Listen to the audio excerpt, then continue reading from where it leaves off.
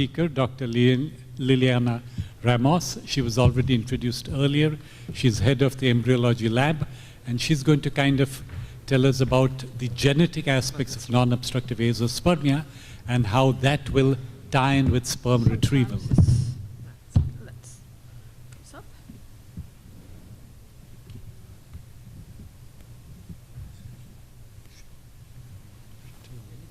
There's a video. No, no video.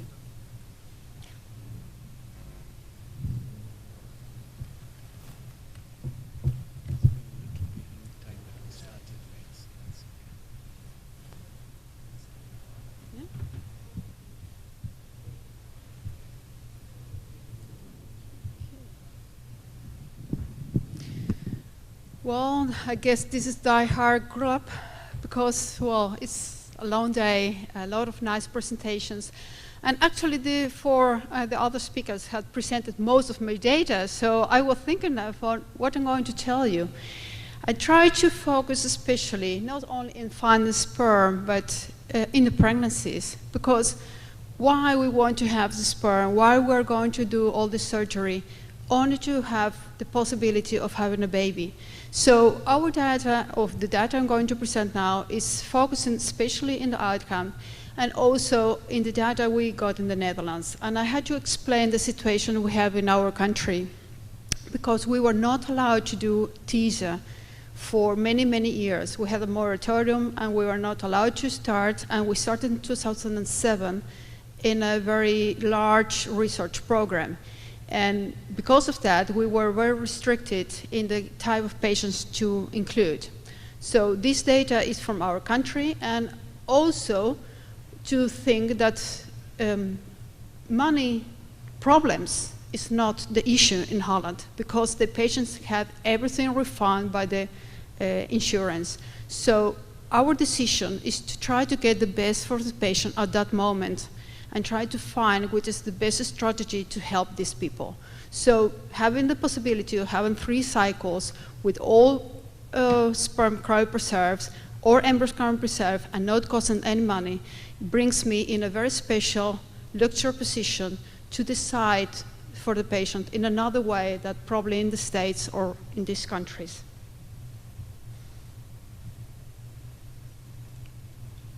Again, I have no conflict of interest, and I hope to present clear data today to discuss later. I have been said quite a lot this afternoon about all this, and I'm not going to tell you because you are the urologists and you know how to do and you screen your patients and do the diagnosis. And of course, because I'm very much interested in genetics, I'm going to focus on this CEF mutation in producing CABD, or to having Klinefelters, or to having the azoospermia factors. Oh, going back. Well, this is a very old picture of me when I was doing my PhD, because the idea is to understand what kind of sperm are we having to harvest during the PISA. And because we can think about in an obstruction, you have very young sperm, not completely maturated because it's just reaching the epididymis. It's not meant to be motile. It's not meant to be fertilizing at that moment. You also have a mixture of very old sperm, which is already damaged. So my idea was to find out which are the parameters characteristic of epididymal sperm to select for fertilization and to get a good embryo. And whenever the diagnosis of obstructed azoospermia is well done, in good, experienced hands, you're going to have 90% succeed. It's a very easy procedure.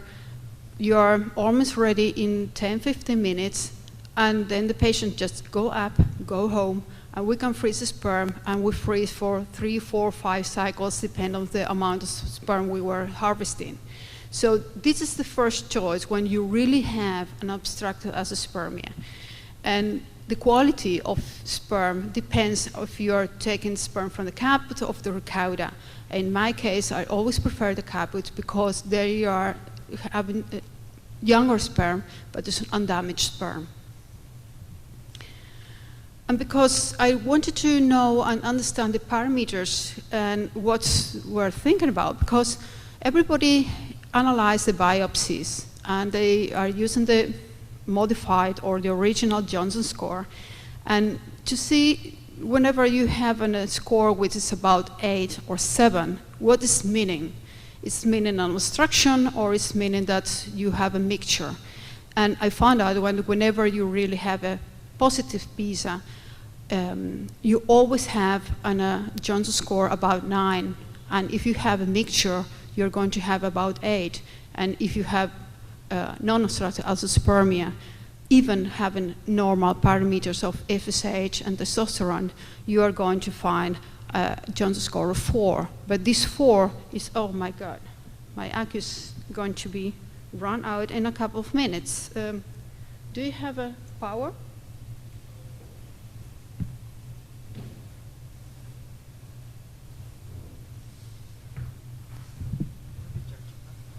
I have my charger, but I had to pick it up. What kind of charger is this?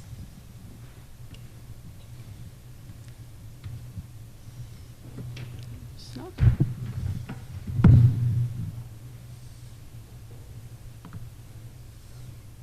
Sorry for the inconvenience, but I thought it was almost full.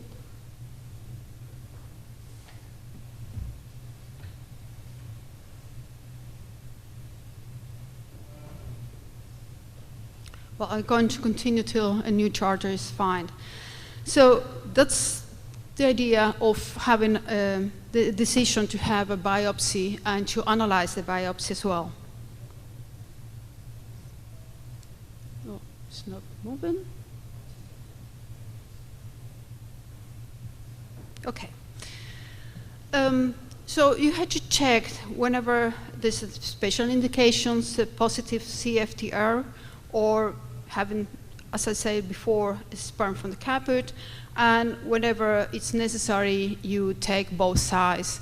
Normally, whenever you have a good PISA retrieval, one side is more than enough. And because of that, I at least try to get enough sperm for 3 complete ICSI cycles. What I also had to explain that in our country, we are only allowed to transfer 1 embryo every time. So all my data is based on set transfers, and which makes quite a lot of difference whenever we are talking about the quality. And what I found out is whenever we have more accidents of infections, which is going to increase the DNA damage, then you are going to find a lot more miscarriages. So these are the data of ongoing pregnancies. And in our hands, using cryopreserved sperm or using fresh sperm is going to be yield exactly the same quality in terms of ongoing pregnancies. So whenever you have the possibility to start a cycle and for the logistics, you can freeze sperm, just use it, because the sperm which are going to survive are going to be the best sperm, and it's a very good selection criteria. I'm not going to go into this because it was very, very good explained recently, and there are many different ways of taking the samples in non-obstructive azoospermia.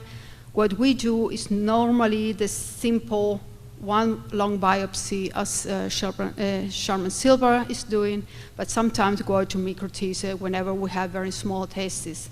And as the previous speakers also said, the lab is very important, because if you don't have a good IVF lab looking and searching for the best sperm, doesn't matter what kind of biopsy you're going to have. And in non-obstructive azoospermia, you have a very mixture situation. So, and also in age, we found out that the older the patient, the less chances you're going to have to find good tubules.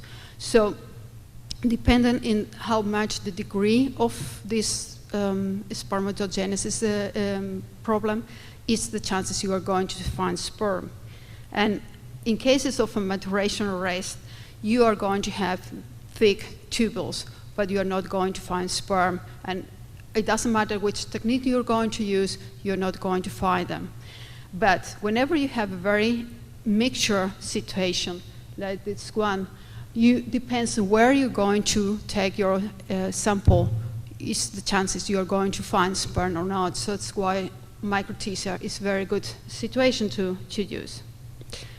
So these are our own publications. In the first years we were producing teaser, and the way we work is that we use these cell suspensions to cryopreserve sperm if we have ICSI, to use a very small staining. I'm going to explain it later.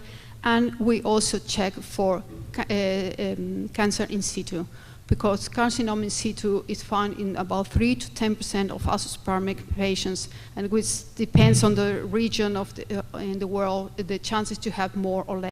So that is something you really had to account for, because many times the patients are coming just for having a baby, and they go out of the clinic having the diagnosis of cancer, which is very, very stressful. With this cell suspension we use, we make a staining. It's very easy staining, it's GMGR, and then we count the Sertoli cells, the packaging cells, and the spermatozoa. And making these ratios, then you can really have an idea from how the degree of spermatogenesis arrests this.